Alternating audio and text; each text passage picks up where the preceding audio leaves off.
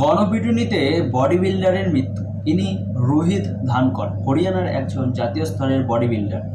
গত 28শে নভেম্বর তিনি তার বন্ধুর সাথে হরিয়ানার ভিওয়ানি জেলায় একটি বিয়ে বাড়িতে যান। সেখানে কিছু মদ্যপ লোকজন মহিলাদের সাথে অসভ্যতা করেছিল দেখে রোহিত প্রতিবাদ জানায় এবং বচসা শুরু হয়।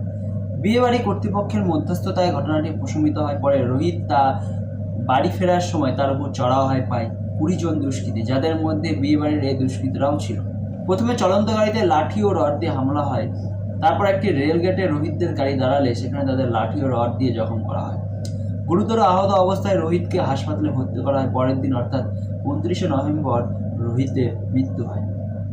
রোহিতের শরীরে 30টার বেশি ক্ষতচিহ্ন পাওয়া গেছে। রোহিত একজন জিম ট্রেনার ছিলেন, সাথে তার বেশ কিছু জাতীয় স্তরের জুনিয়র ন্যাশনাল রেকর্ড আছে।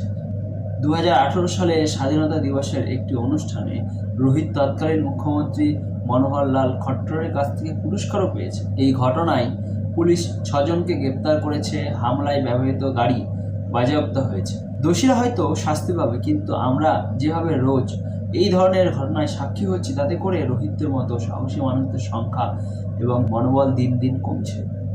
আইন যদি কঠোর না হয় তাহলে এই ধরনের ঘটনা কোনোদিন কমবে না।